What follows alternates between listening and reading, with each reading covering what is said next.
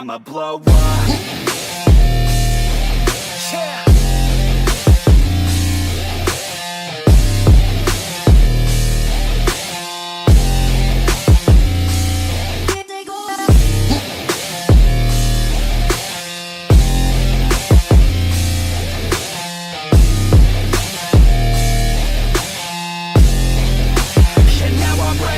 Hello guys, welcome back. So इस lecture में हम फीमेल रिप्रोडक्टिव सिस्टम स्टार्ट करने जा रहे हैं। ओके, सो देखते हैं क्या क्या कंपोनेंट्स प्रेजेंट होता है। Okay, so human female reproductive system, again the diagram is important. जो सबसे सिंपलेस्ट डायग्राम है वो यहाँ पे दिया हुआ है विथ लेबलिंग के साथ। तो यूजुअली ना मतलब 90% चांस होता है कि एग्जाम में फीमेल रिप्रोडक्टिव सिस्टम ही पूछा जाता है क्वेश्चंस में, मेजॉरिटी केसेस में। लेकिन कभी कभी एग्जामिनर को दर्द हो जाता है, ठीक है, बहुत सारे होते हैं ऐसे, तो वो मेल रिप्रोडक्टिव सिस्टम भी पूछते हैं बिकॉज बहुत कॉम्प्लिकेटेड है वो स्ट्रक्चर, बट ये बहुत सिंपल है, ठीक है, fine.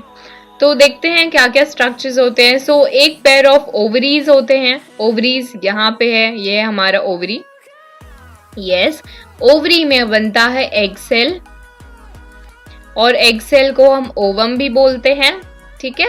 Okay, one pair of fallopian tubes और ओविडक्ट्स। ये रहा ओविडक्ट ऑफ फैलोपियन ट्यूब। ये जो ट्यूब दिख रहा है जो कि यूटेरस से कनेक्टेड है, इसे हम बोलते हैं फैलोपियन ट्यूब या फिर ओविडक्ट, जो कि कैरी करता है इसमें से एग सेल को। यहाँ पे फॉर्मेशन होता है, ठीक है। अब ये जो एग सेल है ये इस पाइप के थ्रू चला जाता है यूटेरस में। ये हमारा यूटेरस जिसे हम वोम्ब भी बोलते हैं। And this portion is cervix, ठीक है। एंड अ वजाइना और birth canal. Vagina is the last portion, vagina को बर्थ कैनाल भी बोलते हैं, ठीक है। ओके, सो डायग्राम क्लियर है। अब फंक्शन देखते हैं सबके। Each ovary is almond shaped and present inside the abdominal cavity. तो मेल रिप्रोडक्टिव सिस्टम में क्या देखा था, उनका जो स्ट्रक्चर होता है वो आउट ऑफ एब्डोमिनल कैविटी होता है, किसमें, मेल के केस में। लेकिन फीमेल्स में it is inside. Eight the time of birth each girl child already contains thousands of immature ओवा। तो सोचो, जब एक बेबी गर्ल का बर्थ होता है तभी से उसके ओवरी में बहुत सारे इमेच्योर अंडर डेवलप्ड ओवा प्रेजेंट होते हैं, एग सेल्स प्रेजेंट होते हैं। These ova start maturing only from the time of puberty. और इन ओवा का क्या होता है, 1 second, it wouldn't be visible, हाँ अब ठीक है। सो बेबी बर्थ जब होता है गर्ल चाइल्ड का, तभी से ओवा उनमें इमेच्योर ओवा प्रेजेंट होता है, और जब वो प्यूबर्टी में आते हैं तब ये ओवा क्या हो जाते हैं, मैच्योर हो जाते हैं during puberty. Only one ovum is produced by one ovary in 1 month and each ovary releases an ovum in alternate months. मतलब एक महीने में एक ओवरी एक ही ओवम रिलीज करता है और ऑल्टरनेट करके। सपोज करो राइट ओवरी है, इसने ओवम रिलीज किया, एक महीने बाद जो दूसरा ओवरी है वो ओवम रिलीज करेगा, ठीक है। The release of an ovum from the ovary into the abdominal cavity is known as ovulation. तो जब ओवरी में से ओवा, मैच्योर ओवा जब रिलीज होता है तो उसे बोलते हैं ओव्यूलेशन, ठीक है। इसका प्रोसेस आप क्लास 12 के बायोलॉजी में पढ़ते हैं। फंक्शंस ऑफ ओवरी देखते हैं, टू प्रोड्यूस एंड रिलीज ओवा, सही है, ओवा प्रोड्यूस करना और उन्हें रिलीज करना। To produce female reproductive hormones, जैसा कि हमने टेस्टोस्टेरोन देखा था, टेस्टिस रिलीज करता है, वैसे यहाँ पे ovary oestrogen and progesterone release करते हैं, ठीक है। देयर आर 2 फैलोपियन ट्यूब्स, सही है। The end lying close to the ovary has finger-like structures called fimbriae. तो देखो होता पता है क्या है, ऐसा कुछ स्ट्रक्चर होता है, मैं एक बार बना देती हूँ। तो सपोज करो ये हमारा ओवरी है और वहां पे ऐसे फिंगर लाइक स्ट्रक्चर होता है, एक्चुअली इनमें कोई कनेक्शन नहीं होता है, इस तरीके से वो स्ट्रक्चर होता है और यहाँ पे इस तरीके से होता है, दोनों साइड में। तो एक्चुअली फिंगर लाइक होता है और यहाँ पे ऐसे ओवरी प्रेजेंट होती है। आई होप इट्स विजिबल। यहाँ पे ऐसे इस तरीके से ओवरी प्रेजेंट होती है। फाइन। तो वो ओवरी फिर जब ओवर रिलीज करते हैं तो ये फिम्ब्रिए कैच कर लेते हैं। ठीक है, ओके, इतना क्लियर है। अब देखो, तो दो फेलोपियन ट्यूब्स हो गए, राइट, दोनों फेलोपियन ट्यूब्स हो गए, दोनों ओवर रिलीज करेंगे। ठीक है, सो एंड जो है ओवरी का, वहां पे क्या है, फिम्ब्रिए। इस स्ट्रक्चर को हम क्या बोलते हैं, स्ट्रक्चर विजिबल है, इस स्ट्रक्चर को हम बोलते हैं फिम्ब्रिए। ठीक है, ये फिम्ब्रिए करते क्या है, जो भी ओवर रिलीज होता है ये कैच कर लेते हैं और उसे कहाँ ट्रांसपोर्ट करते हैं, यूटेरस में, फेलोपियन ट्यूब्स में पहले करेंगे। ठीक है, the two fallopian tubes unite to form an elastic bag uterus. अब दोनों तरफ से फिम्ब्रिए जाते हैं और वो फेलोपियन ट्यूब में जाएंगे। फेलोपियन ट्यूब एक पूरा बैग लाइक स्ट्रक्चर बनाएगा जिसे हम यूटेरस बोलते हैं। Function of fallopian tubes: the site of fertilization between the male and female gametes and formation of the zygote in and early embryo। ठीक है, देखो होता क्या है, यहां से स्पर्म एंटर करता है और वो जाता है हमारा, wait let me change the colour, यहां से जो स्पर्म है, स्पर्म यहां से एंटर करता है और वो फेलोपियन ट्यूब में जाके रुकता है और जो ओवरी से एग सेल बनता है वो भी फेलोपियन ट्यूब में जाता है। और दोनों की फर्टिलाइजेशन कहाँ पे होती है, यहाँ पे एक वाइडर रीजन होता है थोड़ा फैला हुआ, इस जगह में फर्टिलाइजेशन होती है, जाइगोट और एम्ब्रियो यहाँ बनता है। फिर ये एम्ब्रियो आके यूटेरस में एम्बेडेड हो जाता है। ठीक है, बताती हूँ प्रोसेस क्या होता है। ओके, तो अर्ली एम्ब्रियो एंड जाइगोट बनता है हमारे फेलोपियन ट्यूब्स में। Inner lining of the uterus is richly supplied with blood vessels and known as endometrium. ठीक है, तो जो यूटेरस होता है ना, यूटेरस का जो सबसे अंदर वाली जो लाइनिंग होती है वो उसे हम बोलते हैं एंडोमेट्रियम और ये बहुत ज्यादा ब्लड वेसल से रिच होता है। ठीक है, तो एक्चुअली में देखें तो यूटेरस के 3 लेयर होते हैं और ये ले लो सबसे अंदर वाला, तो सबसे अंदर वाला होता है एंडोमेट्रियम, बीच वाला होता है मायोमेट्रियम। ठीक है, और एंडोमेट्रियम, मायोमेट्रियम, एक्सो, जो सबसे बाहर वाला होता है। तो हमें मेन काम है एंडोमेट्रियम से। जो एंडोमेट्रियम है वो रिचली सप्लाइड होता है ब्लड वेसल से। ठीक है, the narrow end of the uterus called cervix, जो यूटेरस का सबसे नैरोअर एंड होता है, सबसे कोने वाला ये नैरो एंड है, इसे हम सर्विक्स बोलते हैं। ठीक है, okay, fine. So function of the uterus, अब यूटेरस में आते हैं। The embryo formed in the fallopian tube comes down, gets attached to the endometrium lining, implantation and develops for next 9 months till the baby is delivered। तो होता क्या है, जो भी फेलोपियन ट्यूब्स है इस तरीके से उनसे ओवा ट्रांसफर हो जाता है, वहां पे ओवर रहता है, स्पर्म आके फ्यूजन होगा वहीं पे, तब वो एम्ब्रियो आके यूटेरस में एम्बेडेड हो जाता है। ठीक है, उसका वो साइड होता है उसमें यूटेरस में एम्बेडेड हो जाता है और ऊपर से उसके एंडोमेट्रियम की लाइनिंग आ जाती है। तो बेसिकली जाइगोट की इम्प्लांटेशन हो जाती है। इम्प्लांट मतलब उससे अंदर इम्प्लांट कर देना, इस तरीके से अंदर चला जाता है, ऊपर से एंडोमेट्रियम की लाइनिंग आ जाती है। और since endometrium is richly supplied with blood vessels, तो न्यूट्रिशन बहुत हाई देता है, मतलब बहुत ज्यादा न्यूट्रिशन देता है वो। अब बात करते हैं वजाइना की। Vagina, the uterus opens into vagina through cervix. Uterus है, सर्विक्स है, तब वजाइना है। Vagina is a muscular tube through which the baby is delivered at the end of 9 months। It also serve as a canal for receiving the semen at the time of कॉप्यूलेशन।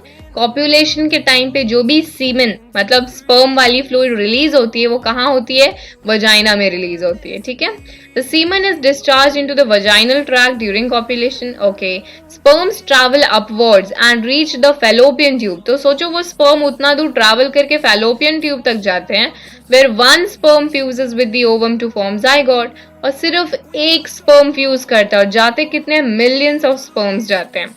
The zygote divides and redivides as it descends into the uterus and the embryo gets implanted in the endometrium। ठीक है, implantation हो जाता है, endometrium thickens so as to receive the embryo। तो endometrium उसके बाद thick हो जाता है। The embryo gets nutrition from the mother's blood with the help of a special tissue called placenta.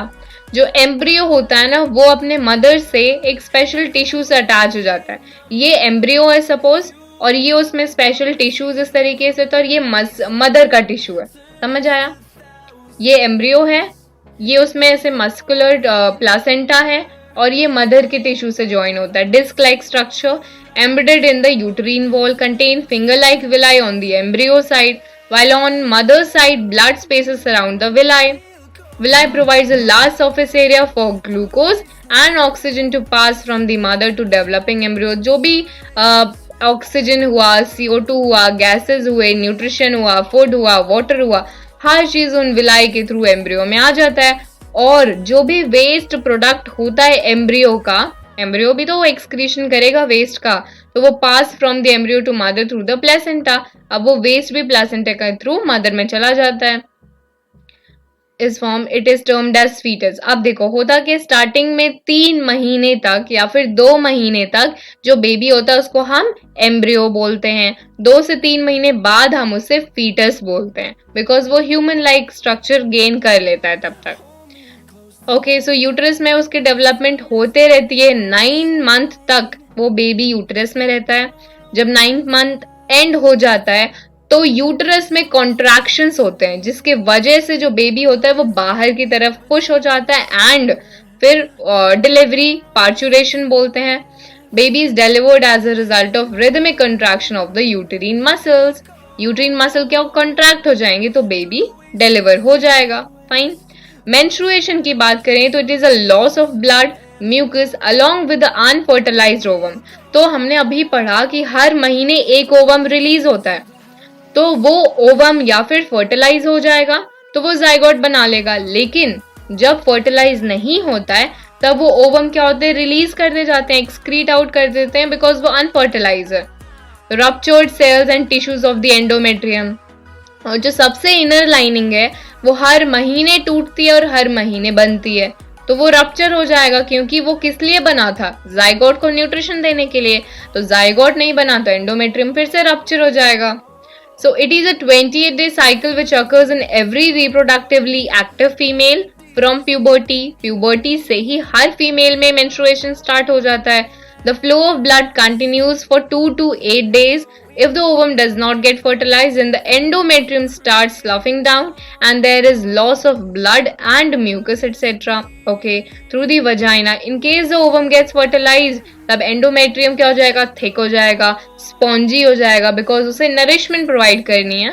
Okay okay, so a lady अगर menstruation नहीं आया मतलब एंडोमेट्रियम नहीं श्रिवल ऑफ हुआ, ठीक है, उसका ब्रेकडाउन नहीं हुआ, मतलब the lady is pregnant because endometrium का श्रिवल ऑफ नहीं हुआ, ब्रेकडाउन नहीं हुआ, मतलब वो जाइगोट को न्यूट्रिशन दे रहा है, मतलब जाइगोट वहां पे प्रेजेंट है.